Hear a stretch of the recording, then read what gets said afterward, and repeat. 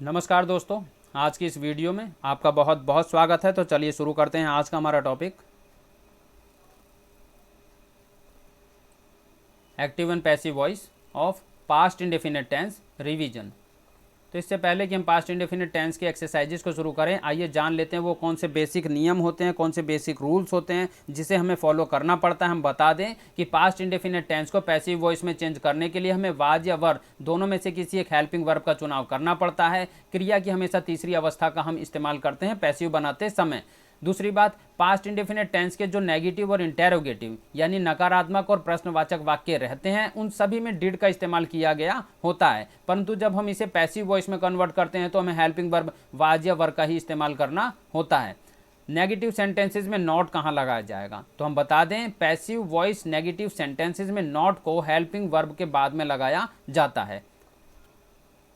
Interrogative जो sentences रहेंगे इसमें हेल्पिंग वर्ब वाज या वर का वाक्य की शुरुआत में ही लगाया जाता है, और पैसिव वॉइस में हेल्पिंग वर्ब वाज लगाई जाएगी या वर रहेगी। इसका इस्तेमाल डिपेंड करता है कि वाक्य का सब्जेक्ट क्या है। हम बता दें आपको, यदि हमारे सब्जेक्ट रहेंगे singular noun I, he, she, it या किसी का नाम, तो फिर हम इन सभी के साथ में वाज का इस्तेमाल करते हैं। और यदि हमारे सब्जेक्ट रहेंगे प्लूरल नाउन, प्लूरल नंबर, तो हम जैसे we, you, they, plural noun, तो इन सभी के साथ हम वर का इस्तेमाल करते हैं। और पिछली एक्सरसाइजेज में बताए गए जो बाकी के नियम हैं एक्टिव से पैसिव बनाने के, वो एज इट इज ही अप्लाई किए जाएंगे, उनमें किसी प्रकार का परिवर्तन नहीं रहेगा। कौन से नियम हमने बताए उसे भी हम एक बार रिव्यू करवा देते हैं। जैसे पैसिव बनाते समय हमें सब्जेक्ट को ऑब्जेक्ट बना देना है, ऑब्जेक्ट को सब्जेक्ट बना लेना है। इस टेंस में हेल्पिंग वर्ब वाज या वर का हमें इस्तेमाल कर लेना है। पैसिव जब कभी भी हम बनाएंगे तो क्रिया की तीसरी अवस्था third form of the verb का हमें इस्तेमाल करना है, बाय का हमें इस्तेमाल करना है। इसके साथ में नॉमिनेटिव केस के जो प्रोनाउन रहेंगे उन्हें ऑब्जेक्ट बनाते समय ऑब्जेक्टिव केस में हमें बदल देना है, जैसे ही को हिम में हमें बदल लेना है। इसके साथ साथ ऑब्जेक्टिव केस के जो प्रोनाउन रहेंगे उन्हें सब्जेक्ट बनाते समय नॉमिनेटिव केस के प्रोनाउन में बदल लेना है, जैसे मी को आई में बदल लेना है। तो इस प्रकार के जो रूल्स पहले बेसिक मुख्य 7 से 8 जो नियम आपको बताए गए हैं उन 7-8 नियमों को भी हमें फॉलो करना है। तो आइए शुरू करते हैं आज की हमारी एक्सरसाइज और लेते हैं कुछ सेंटेंसेस को। हमारा एक्टिव वॉइस का सेंटेंस है he wrote a letter. Past indefinite tense में हम लोग चल रहे हैं, सब्जेक्ट आएगा, second form of the verb आएगी और फिर ऑब्जेक्ट आएगा। तो सब्जेक्ट आया, वर्ब आई और उसके बाद में ऑब्जेक्ट आया, और नियम वही है कि हमें ऑब्जेक्ट को पहले सब्जेक्ट बना लेना है। हमने बना लिया लेटर, सिंगुलर नाउन है, इसके साथ वाज का इस्तेमाल किया है। राइट की third form of the verb return का इस्तेमाल किया गया, बाय का इस्तेमाल किया, और ही जो सब्जेक्ट था उसे ऑब्जेक्टिव केस में ले आकर लिख दिया है जो कि होता है हिम। दूसरे वाक्य में आगे दे नीव इट, तो इट जो हमारा ऑब्जेक्ट है उसे हम पहले सब्जेक्ट बना लिया, इट के साथ वाज का इस्तेमाल किया जाता है, नोन का इस्तेमाल किया। अब यहाँ पर बाय का इस्तेमाल नहीं करना है क्योंकि हम आपको बता चुके हैं कुछ ऐसी परिस्थितियाँ होती हैं, जैसे यहाँ पर टू का इस्तेमाल किया गया है और फिर दे को हमने उठाकर दैम में परिवर्तित कर दिया है ऑब्जेक्टिव केस में। तो कुछ ऐसी परिस्थितियाँ हैं जहाँ पर हमें बाय का इस्तेमाल नहीं भी करना है। हालांकि ये कम केसेज होते हैं, बहुत ही रेयर केसेज होते हैं, बहुत ही कम ऐसे वाक्य आते हैं। 100 में से हम कह सकते हैं कि 5 मुश्किल से 6 वाक्य ऐसे मिलेंगे जहाँ पर हमें बाय का इस्तेमाल नहीं करना होता। इसके ऊपर भी कि कौन से स्थानों पर हमें बाय का इस्तेमाल नहीं करना, इस वीडियोस की जो सीरीज है ये वाली, इस प्लेलिस्ट में हमने एक वीडियो बना रखी है कि कौन सी ऐसी जगह है जहाँ हमें बाय का इस्तेमाल नहीं करना। वहाँ हमने इसके बारे में पूरी डिटेल दे रखी है, आप कृपया वहाँ से पूरी डिटेल को देख लें। अब हम अगले सेंटेंस पे आ गए हैं, सी सैंग ए सॉन्ग। तो a song was sung by her. तो आप देखेंगे हमने क्या क्या परिवर्तन किया। हमने अपने ऑब्जेक्ट को सब्जेक्ट बना लिया है क्योंकि सिंगुलर नाउन है, इसके साथ वाज का इस्तेमाल किया है, third form of the verb संग का इस्तेमाल किया, बाय का इस्तेमाल किया, और सी को ऑब्जेक्टिव केस में लिख दिया है हर। इसके साथ में अगले सेंटेंस पे आते हैं, he loved his friend very much. तो हिज फ्रेंड जो हमारा ऑब्जेक्ट है उसे हमने सब्जेक्ट बना लिया है क्योंकि ये प्लूरल नाउन है, इसके साथ वर का इस्तेमाल किया गया है। His friends were loved, third form of the verb है, वेरी मच का इस्तेमाल किया, बाय का इस्तेमाल किया, और लास्ट में ही को ऑब्जेक्टिव केस में बनाकर लिख दिया है जो कि होता है हिम। तो इस तरह से आप देखेंगे स्क्रीन के ऊपर जो हमने 4 सेंटेंसेस बनाए हैं इन सभी में एक ही रूल चल रहा है कि सब्जेक्ट को ऑब्जेक्ट बनाना है, ऑब्जेक्ट को सब्जेक्ट बनाना है, और बने हुए नए सब्जेक्ट के अकॉर्डिंग ही हमें हेल्पिंग वर्ब वाज या वर का इस्तेमाल कर लेना है, third form of the verb का इस्तेमाल करना है, बाय का इस्तेमाल करना है। आगे के हमारे सेंटेंसेज हैं, हम देखेंगे एक्टिव वॉइस का क्या सेंटेंस है। I completed his homework yesterday, I completed his homework yesterday. तो जो हमारा ऑब्जेक्ट है हिज होमवर्क, इसको हमने क्या बना लिया, सब्जेक्ट बना लिया हिज होमवर्क, और सिंगुलर नाउन इसके साथ वाज का इस्तेमाल किया। फिर third form of the verb completed का इस्तेमाल किया, बाय का इस्तेमाल किया। आई को अब हम सब्जेक्ट से उठाकर ऑब्जेक्टिव केस में बनाकर मी लिख चुके हैं, और लास्ट में अपना टाइम लगा दिया यस्टरडे। तो इस तरह से एक्टिव से पैसिव में आपको कन्वर्ट करते चले जाना है। अगले सेंटेंस पे आ गए, I wrote a letter to my brother. तो आप ध्यान देंगे कि हमारा सब्जेक्ट क्या है इस वाक्य में, आई है, और हमारा ऑब्जेक्ट क्या है इस वाक्य में, माई ब्रदर है, और ए लेटर है। तो दो दो जब ऑब्जेक्ट दिए गए होते हैं तो जो निर्जीव होता है, जो सजीव होता है उसे बाद में हम लिखते हैं, परंतु जो निर्जीव होता है, जैसे ए लेटर जीवित नहीं है, तो इसको हमने पहले लिख लेना होता है। यहाँ पर एक नई जानकारी हम बता दें, यदि दो ऑब्जेक्ट दिए गए हैं तो हमें जो निर्जीव ऑब्जेक्ट होता है उसे पहले लिख देना होता है। यदि आप सजीव वाले को भी लिखकर, यानी माय ब्रदर को लिखकर भी सेंटेंस बना देते हैं तो वो भी सही होता है, उसमें भी कोई गलती नहीं होती, ग्रामेटिकली वो भी 100% एक्यूरेट जाता है। और हम इस रूप में वाक्य की शुरुआत करते हैं, ज़्यादातर इसी रूप में बनाया जाता है। तो हमने ए लेटर को ऑब्जेक्ट से हमने सब्जेक्ट बना लिया, सिंगुलर नाउन इसके साथ वाज का इस्तेमाल किया। इस वाक्य का जो वर्ब है राइट, उसकी third form of the verb return का हमने इस्तेमाल किया। टू माई ब्रदर का इस्तेमाल किया, यानी second object of the active voice वो हमने लगा दिया है। और एक चीज़ और सीखने की है, जैसे यहाँ पर टू प्रपोजिशन का इस्तेमाल किया गया है, तो हम आपको बता दें जब कभी भी प्रपोजिशन वाक्य के अंदर आएगा एक्टिव वॉइस में, तो उसे पैसिव वॉइस में लगाते समय हमें हमेशा third form of the verb के साथ में ही लगाना होता है। तो यहाँ नई नई चीज़ें सीखने के लिए हमें मिलती हैं जब हम तरह तरह के अलग अलग तरह के वाक्यों का अभ्यास करते हैं। तो इसीलिए ये सभी एक्सरसाइजेस को डिजाइन किया गया है। और माय ब्रदर का हमने इस्तेमाल किया, बाय का इस्तेमाल किया, और जो हमारा सब्जेक्ट था आई, इसे हमने ऑब्जेक्टिव केस में ले आकर लिख दिया है, जो कि होता है मी।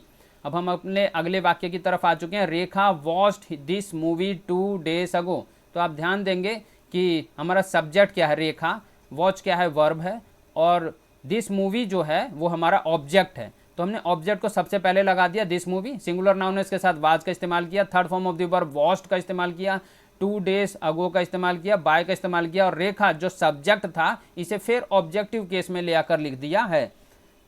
अगले सेंटेंस है हमारा, I read this book 1 a week. I read this book 1 a week. तो जब हम देखेंगे हमारा सब्जेक्ट क्या है, आई है, और हमारा ऑब्जेक्ट क्या है, दिस बुक है, और हमारी वर्ब क्या है, रेड है। तो हमने ये जो रीड वर्ड आया है, third form of the verb इसका रेड होता है, इसका इस्तेमाल हमें करना है।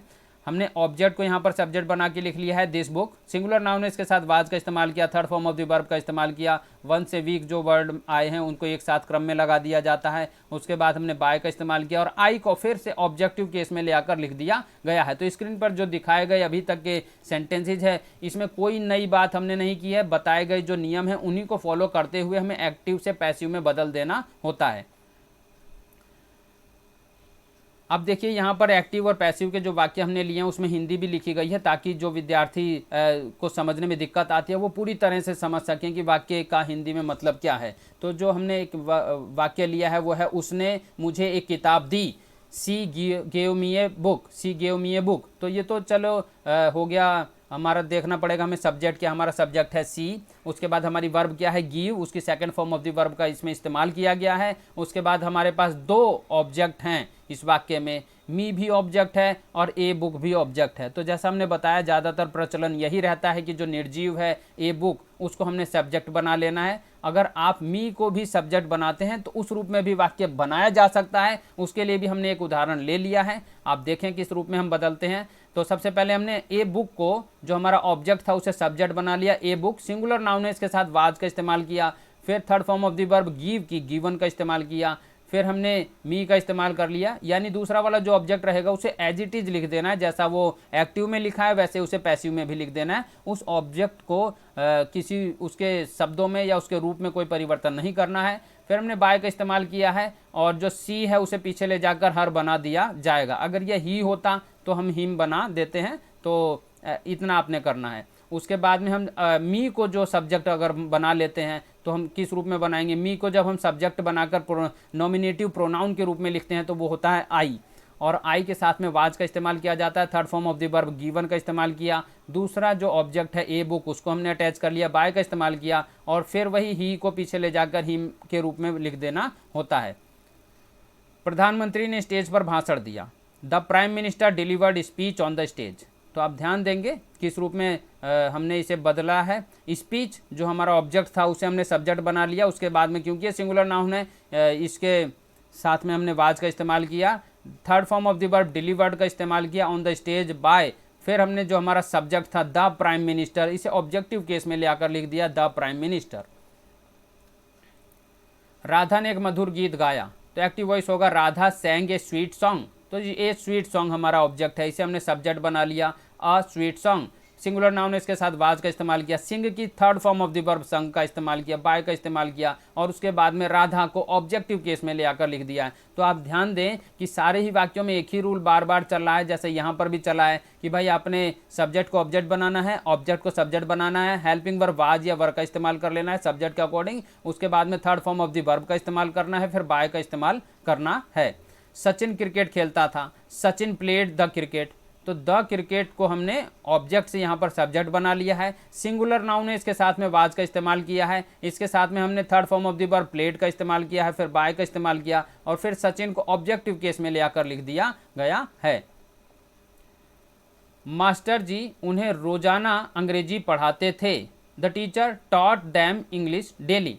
तो पैसिव में आप ध्यान दें, यहाँ पर दो दो ऑब्जेक्ट एक साथ में फिर आए हुए हैं, इंग्लिश भी आया हुआ है ऑब्जेक्ट है, और दैम भी आया हुआ है जो कि ऑब्जेक्ट है। तो जब हमने बता दिया, जो जनरली प्रचलन यही है कि जो निर्जीव रहेगा, जैसे इंग्लिश निर्जीव है तो उसको हमने पहले लिख देना होता है। तो सबसे पहला वाक्य हमने उसी का लिया है, इंग्लिश को हमने सब्जेक्ट बना लिया, सिंगुलर नाउन इसके साथ वाज का इस्तेमाल, third form of the verb taught का इस्तेमाल, फिर जो दैम का इस्तेमाल, जो second object of the verb active voice आएगा उसका इस्तेमाल करना है, फिर हमने डेली समय को अटैच कर लिया, बाय का इस्तेमाल किया, और उसके बाद में द टीचर जो हमारा सब्जेक्ट था उसे ऑब्जेक्टिव केस में ले आकर लिख दिया है। तो कुल मिलाकर जब कभी भी दो ऑब्जेक्ट वाक्य के अंदर दिए गए होते हैं तो आपने इस रूप में परिवर्तन करना है, इस स्ट्रक्चर को फॉलो करना है कि देखो जी, जो निर्जीव वाला ऑब्जेक्ट रहेगा उसे पहले हमें सब्जेक्ट बना लेना है, उसके बाद हमें वाज या वर्ब में से किसी एक हेल्पिंग वर्ब का चुनाव कर लेना है, फिर हमें third form of the verb का चुनाव करना है, उसके बाद जो second object of the active voice रहेगा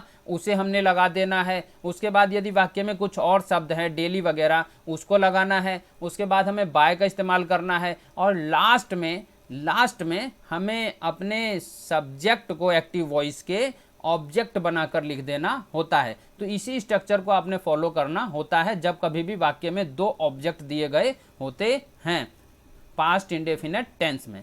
दूसरा, जैसे हमने बताया कि अगर हम देम को सब्जेक्ट बनाते तो इसका जो नॉमिनेटिव प्रोनाउन होता वो होता है दे, देम का होता है दे। तो दे का हमने इस्तेमाल किया, दे के साथ वर का इस्तेमाल किया जाता है, वाज नहीं आता, वर आता है दे के साथ, और वो हमने रूल्स में भी आपको बताया है। तो they were taught third form of the verb, फिर second object of the active voice English, उसके बाद में डेली का इस्तेमाल किया, बाय का इस्तेमाल किया, और लास्ट में अपना जो सब्जेक्ट था उसे हमने ऑब्जेक्ट बनाकर ऑब्जेक्टिव केस में लिख दिया है द टीचर। तो इस रूप में अपने वाक्यों को बदल देना होता है।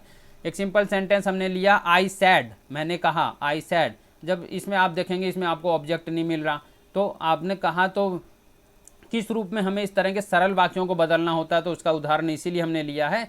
तो जब इस तरह के उदाहरणों में हमने इट का इस्तेमाल जनरली कर लेना होता है। तो इट इज सैड बाय मी, या फिर आप इस रूप में भी it was said by me.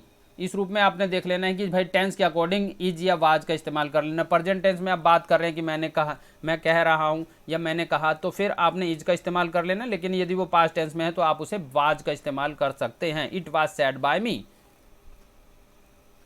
Changing a negative sentence into the passive. अब हम नेगेटिव वाले वाक्यों को बनाएंगे, कुछ नेगेटिव नकारात्मक वाक्यों को बनाएंगे। जैसा कि हम बता चुके हैं, नेगेटिव में नॉट आना है, और प्लस डिड का भी इस्तेमाल किया जाना है जो पास्ट इंडेफिनिट टेंस के हेल्पिंग वर्ब हुआ करती है एक्टिव वॉइस में। तो हमने एक उदाहरण ले लिया, she did not know anything about it, she did not know anything about it. तो आप देखेंगे हमारा सब्जेक्ट क्या है, सब्जेक्ट है सी, इसके साथ में हमने डिड नॉट का इस्तेमाल किया। हमारी जो क्रिया, ये हेल्पिंग वर्ब तो डिड हो गई, उसके साथ में हम देखेंगे हमारी वर्ब क्या है, नो है हमारी वर्ब। इसके बाद में हम देखेंगे कि हमारा सब्जेक्ट ऑब्जेक्ट क्या है, अबाउट इट। तो ये जो आया अबाउट इट, इसको वाक्य को हमें इस रूप में परिवर्तित कर लेना है पैसिव वॉइस बनाते समय। एनीथिंग को हमने नथिंग में बदल लेना है, यानी कुछ भी नहीं, nothing. About it, was singular noun है ये, इसके साथ में वाज का इस्तेमाल किया। नो की third form of the verb non का इस्तेमाल किया, टू का इस्तेमाल किया, और सी को ऑब्जेक्टिव केस में ले आकर लिख दिया है जो कि होता है हर। अगले वाक्य की तरफ आ गए, nobody could discourage him from pursuing his path. तो देखेंगे किस रूप में हम बदलेंगे। हिम जो हमारा ऑब्जेक्ट था उसे हमने सब्जेक्ट बना के लिख दिया, उसके साथ में आपने कुड, अब इसको भी ये मॉडल होता है कुड, इसके ऊपर भी हमने एक्सरसाइज इस वीडियो की सीरीज में बताया है कि कुड यदि वाक्य में आएगा तो आपने कुड को पैसिव वॉइस में बदलते समय बी का भी इस्तेमाल करना होता है पास्ट टेंस के अंदर।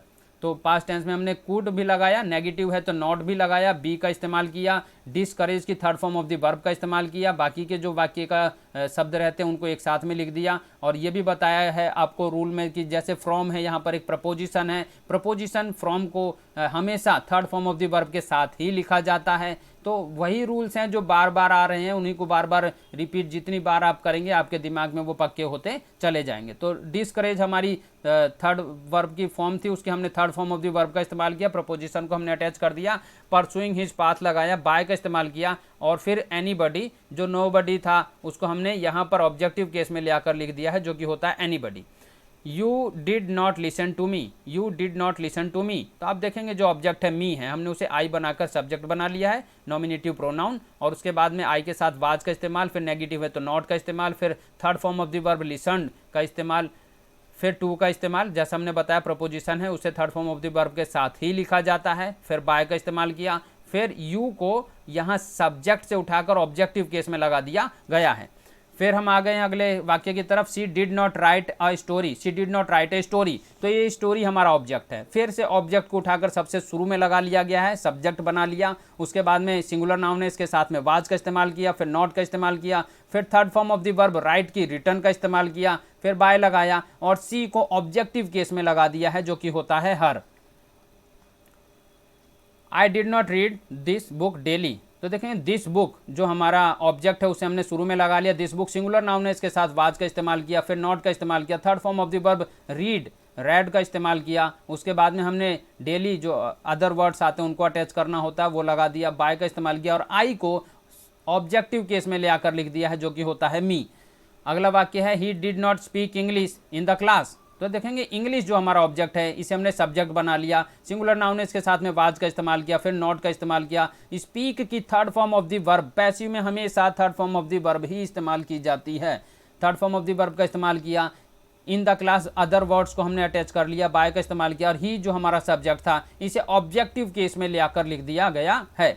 अगले वाक्य की तरफ आते हैं, they did not give me a book, they did not give me a book. तो आप ध्यान दें हमारा सब्जेक्ट क्या है, दे है, हमारी वर्ब क्या है, गिव है, और हमारा ऑब्जेक्ट क्या है, मी है। तो हमने ऑब्जेक्ट को फिर से सब्जेक्ट बना लिया जो कि होता है आई, आई के साथ लगाया जाता है was, I was not given, third form of the verb लगाई, ऑब्जेक्ट लगाया ए बुक, और उसके बाद बाय का इस्तेमाल करते हुए दे को ऑब्जेक्टिव केस में ले आकर लिख दिया जो कि होता है देम। अगला जो वाक्य है हमारा एक्टिव का वो है Ravi did not love his father, Ravi did not love his father. तो ध्यान देंगे कि रवि हमारा सब्जेक्ट है, लव यानी प्रेम करना हमारा वर्ब है, और फिर हिज फादर जो है वह हमारा ऑब्जेक्ट है। तो हिज फादर को हमें सब्जेक्ट बना लेना, हिज फादर सिंगुलर नाउन है, इनके साथ में हमें वाज का इस्तेमाल करना है, फिर नॉट का इस्तेमाल किया सभी वाक्यों की तरह, और फिर हमने third form of the verb loved का इस्तेमाल किया, बाय का इस्तेमाल किया, और रवि जो कि एक नेम है इस नेम को उठाकर फिर ऑब्जेक्टिव केस में लास्ट में लगा दिया गया है। तो स्क्रीन के ऊपर जो वाक्य आप देख रहे हैं इन सभी वाक्यों में एक ही रूल बार बार अप्लाई हो रहा है, और सिर्फ हम ये अभ्यास के उद्देश्य से करा रहे हैं। इनसे संबंधित सारी जानकारियाँ कि किस रूपों में हमें वाक्यों को एक्टिव से पैसिव में बदलना है इस वीडियोज़ की सीरीज में हम शुरू में बता चुके हैं।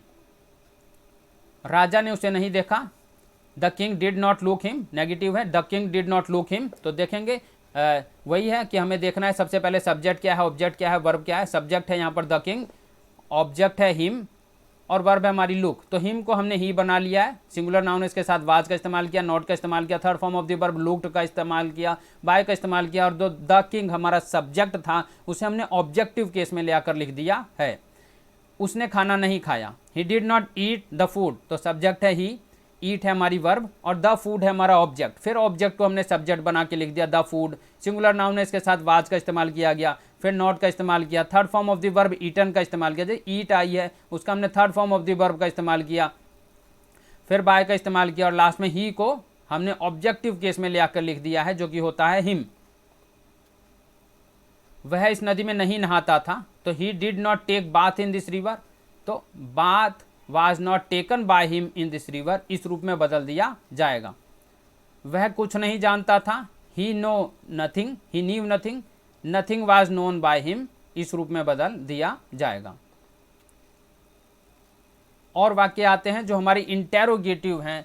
आप देखेंगे यहाँ पर भी हमें कुछ चीज़ें सीखने के लिए मिलेंगी। जैसे ही हम देखेंगे कि जब इंटेरोगेटिव हम सेंटेंसेस बनाते हैं किसी भी टेंस के अंदर, तो जो हेल्पिंग वर्ब है वो सबसे पहले लगा दी जाती है। और यदि कब, क्यों, कहाँ, कैसे, कौन, WH फैमिली का कोई वर्ड व्हेन, वेयर, वाई, विच इत्यादि वाक्य के बीच में आते हैं तो उन्हें हमें शुरू में लगा देना होता है और उसके बाद में हम बाकी की चीज़ें लगाते हैं। तो यहाँ पर क्योंकि डिड से वाक्य की शुरुआत की गई है, प्रश्नवाचक वाक्य है, did anyone hurt your feeling, did anyone hurt your feelings. तो आप ध्यान देंगे कि जो फीलिंग्स है, योर फीलिंग्स है, प्लूरल नाउन है, तो जब हम इसे ऑब्जेक्टिव केस से उठाकर सब्जेक्ट बना लेंगे तो फिर सब्जेक्ट प्लूरल नाउन के साथ में हमें वर का इस्तेमाल करना है।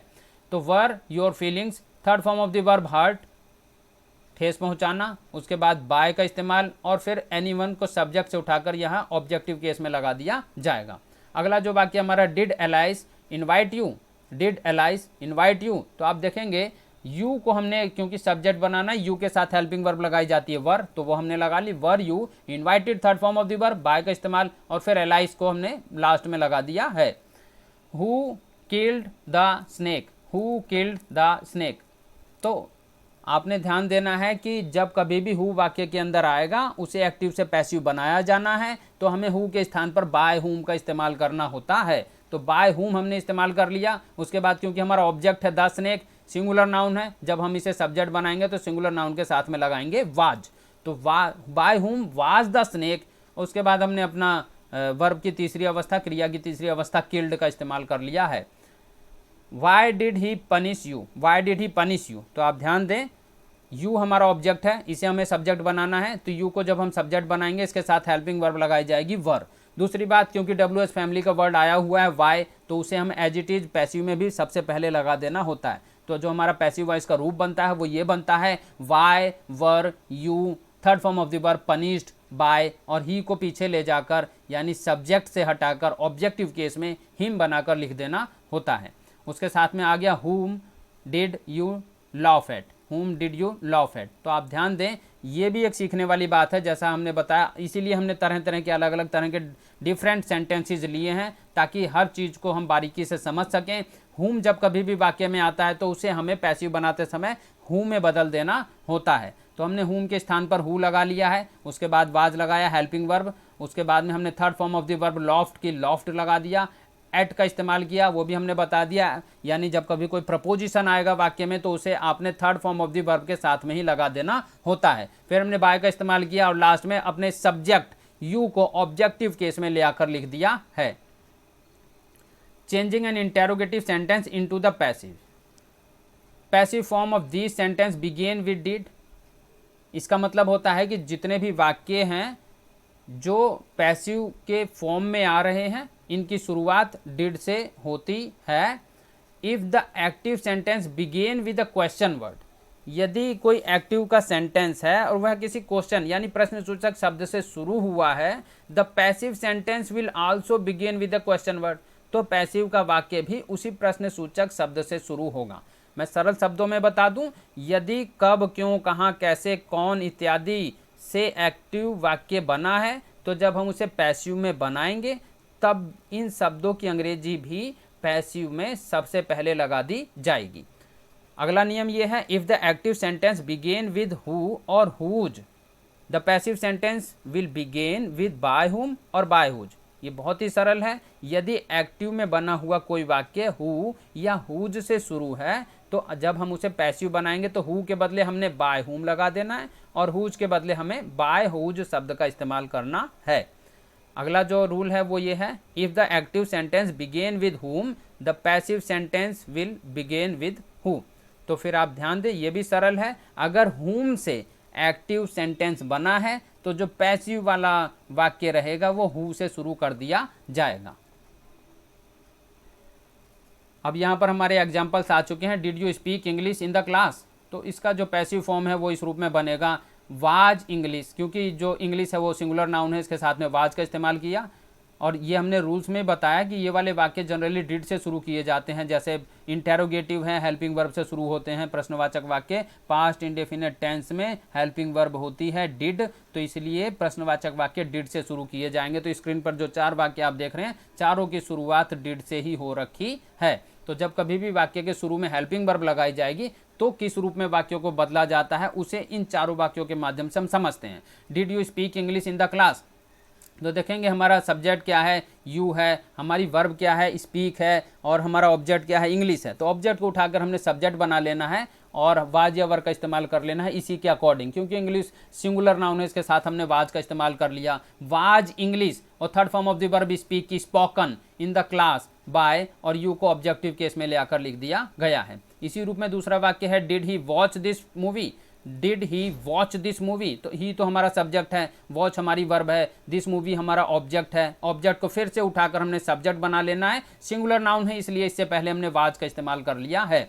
Was this movie. Third form of the verb watched की वॉच्ड बाय का इस्तेमाल, और ही को ऑब्जेक्टिव केस में हिम बनाकर लिख देना होता है। Did they not drive this car, तो देखेंगे दे जो है वो हमारा सब्जेक्ट है, ड्राइव है हमारी वर्ब, दिस कार है हमारा ऑब्जेक्ट। ऑब्जेक्ट को फिर से उठाकर हमने सब्जेक्ट बना लेना होता है, दिस कार सिंगुलर नाउन है इसलिए इसके साथ में वाज का इस्तेमाल किया गया है। नॉट का इस्तेमाल करना है, third form of the verb का इस्तेमाल ड्राइवन करना है, हमने बाय का इस्तेमाल किया, और दे को ऑब्जेक्टिव केस में दैम बनाकर लिख देना होता है। उसके बाद में did you play this game, did you play this game, तो देखेंगे हमारा सब्जेक्ट है यू, वर्ब है हमारी प्ले, और दिस गेम हमारा ऑब्जेक्ट है। तो इस ऑब्जेक्ट को उठाकर फिर हमने सब्जेक्ट बना के लिख दिया, और फिर क्योंकि ये सिंगुलर नाउन है इसके साथ फिर हमने वाज का ही इस्तेमाल किया है। Third form of the verb play की प्लेड का इस्तेमाल किया, बाय का इस्तेमाल किया, और यू को ऑब्जेक्टिव केस में लिख दिया गया है। और सेंटेंसेस है, did he break the window, did he break the window, तो आप ध्यान दें हमारा सब्जेक्ट क्या है ही, हमारी वर्ब क्या है ब्रेक, और हमारा ऑब्जेक्ट क्या है द विंडो। द विंडो को उठाकर हमने शुरू में लगा देना है, ऑब्जेक्ट से सब्जेक्ट बना लेना है, सिंगुलर नाउन है इसके साथ वाज का इस्तेमाल किया गया है। ब्रेक की third form of the verb broken का इस्तेमाल किया, बाय का इस्तेमाल किया, और ही को ऑब्जेक्टिव केस में हिम बनाकर लिख दिया गया है। अगला जो सेंटेंस है WH फैमिली का, हमने बताया WH फैमिली का कोई भी वर्ड आता है तो उसे आपने पैसिव बनाते समय भी सबसे पहले लिख देना होता है। तो वेयर यहाँ एक्टिव में भी और पैसिव में भी सबसे पहले लिख दिया गया है।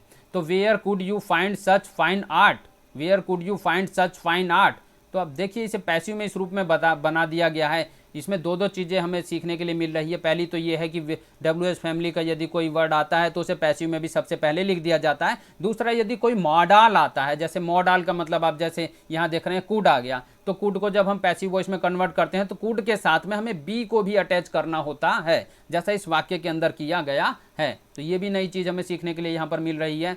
Where could you find such fine art, तो इसको पैसिव में इस रूप में लिख दिया जाएगा, where could such fine art be found. By you भी आप लगा सकते हैं, लास्ट में बाय यू भी आप लिख सकते हैं, where could such fine art be found by you. तो इस तरह से हमारा पूरा वाक्य एक्टिव से पैसिव में कन्वर्ट हो जाता है। अगले सेंटेंस की तरफ आते हैं, why did you abuse your servant, Y did you abuse your servant, तो वाई तो हमने बता दिया सबसे पहले आएगा WH फैमिली का वर्ड, तो वाई को हमने एज इट इज लगा दिया। उसके बाद में हमने देख लिया योर सर्वेंट जो है वो हमारा ऑब्जेक्ट था, उसे हमने सब्जेक्ट बना के लिख दिया योर सर्वेंट, और इससे पहले सिंगुलर नाउन है तो हमने वाज का इस्तेमाल कर लिया है। उसके बाद में अब्यूज की third form of the verb abused का इस्तेमाल किया, बाय का इस्तेमाल किया, और यू को सब्जेक्ट से उठाकर ऑब्जेक्टिव केस में यहाँ लिख दिया गया है। अगला जो सेंटेंस है, did anyone steel your purse, did anyone steel your purse, तो आप ध्यान दें कि योर पर्स जो है, योर पर्स वो हमारा ऑब्जेक्ट है, तो जब हमें ऑब्जेक्ट से इसे सब्जेक्ट बना के लिखना है तो क्योंकि ये सिंगुलर नाउन है इसके साथ हमें पहले ही वाज का इस्तेमाल कर लेना है। तो वाज योर पर्स, स्टील चोरी करना, उसकी third form of the verb stolen, तो स्टॉलन का हमने इस्तेमाल करना है, बाय का इस्तेमाल किया, और फिर एनीवन को सब्जेक्ट से उठाकर यहाँ ऑब्जेक्टिव केस में लगा दिया गया है। तो स्क्रीन पर मैं आशा करता हूँ चार ही वाक्य आपको समझ में आए होंगे। क्या वह स्टेज पर गाना गाती थी? तो देखेंगे did she sing song on the stage, did she sing song on the stage. तो जो पैसिव बनाएंगे तो इस रूप में बना लिया जाएगा वाज सॉन्ग संग by her on the stage. इसी रूप में उसने अखबार क्यों नहीं पढ़ा, why did he not read the news paper. तो पैसिव इसका फॉर्म बनेगा why was the news paper not red by him. Not भी लगाना है आपने, why was the news paper not red by him. तो इस रूप में आपने एक्टिव से पैसिव बना लेना है। आप फुटबॉल क्यों खेलते थे, Y did you play the football. अब जब हम इसका पैसिव बनाएंगे तो इस रूप में बनेगा why was the football played by you, why was the football played by you. दरवाजा किसने खटखटाया, तो एक्टिव में हमें ये बोलते हैं हु नॉक्ड एट डोर या हु नॉक्ड द डोर। तो पैसिव बनाएंगे बाय हुम, जैसे हमने बताया हु को आपने बाय हुम में परिवर्तित कर लेना, bye whom was the door, क्योंकि डोर जो है वो सिंगुलर नाउन है, वाज का इस्तेमाल किया गया। Third form of the verb knocked का इस्तेमाल किया गया, by whom was the door knocked. WH word type passive voice questions. WH word plus was verb plus active voice object का subjective form plus not plus verb का तीसरा रूप यानी third form of the verb plus other words यदि आए हैं plus by का और लास्ट में एक्टिव वॉइस सब्जेक्ट का ऑब्जेक्टिव फॉर्म। तो इस तरह से हम देखेंगे कि हमारा स्ट्रक्चर क्या कहता है और उसी रूप में हमने यहाँ पर भी और एक्सरसाइज के उदाहरण ले लिए हैं जो कन्वर्ट कर लिए गए हैं। Why did you not speak English there, तो इसका पैसिव वॉइस का फॉर्म बन जाएगा why was English not spoken there by you.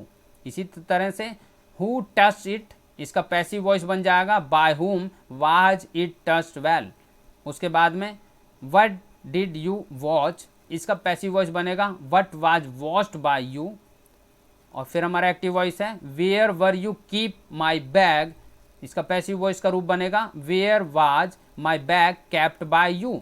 तो इन चारों ही वाक्यों में अगर आप ध्यान से देखें तो कहीं ना कहीं ये WH फैमिली के वर्ड हैं, WH वर्ड टाइप के पैसिव वॉइस वाले क्वेश्चंस वाले वर्ड हैं। और जैसा हमने ऊपर स्क्रीन के ऊपर स्ट्रक्चर आपको बता रखा है कि आपने क्या करना होता है, तो उसी स्ट्रक्चर को फॉलो किया गया है जो ऊपर बताया गया है कि सबसे पहले आपने WH वर्ड लगा देना। आप चारों ही वाक्यों में ध्यान दें, जैसे यहाँ वाई के लिए तो हमने वाई ही लगाना होता है, हु के लिए हमने बता दिया बाय हुम का इस्तेमाल करना होता है, वट के लिए वट लगता है, वेयर के लिए वेयर ही लगा दिया जाता है। यानी WH फैमिली का कोई वर्ड आएगा तो पैसिव बनाते समय आपने उसे सबसे पहले लगा देना है। इसके साथ में फिर हमने क्या लगाना है, अपना वह एक्टिव वॉइस का ऑब्जेक्ट लगा देना है जिसे हम सब्जेक्टिव फॉर्म में बदल चुके होते हैं। जैसे पहले वाक्य में इंग्लिश को हमने ऑब्जेक्ट से सब्जेक्ट बना दिया है, या दूसरे वाले वाक्य में हम देखेंगे इट हमने लगा लिया है। इस प्रकार से हमने सब्जेक्ट को ऑब्जेक्ट बना लेना होता है। ये चौथे वाक्य में जो बैग था उसे हमने सब्जेक्ट से ऑब्जेक्ट से सब्जेक्ट बना लिया है। इसके बाद हमें सभी वाक्यों में क्रिया की तीसरी अवस्था third form of the verb लगानी है, जैसे स्पोकन लगा दी, टस्ट लगा दी, वॉश्ड लगा दी, कैप्ट लगा दी।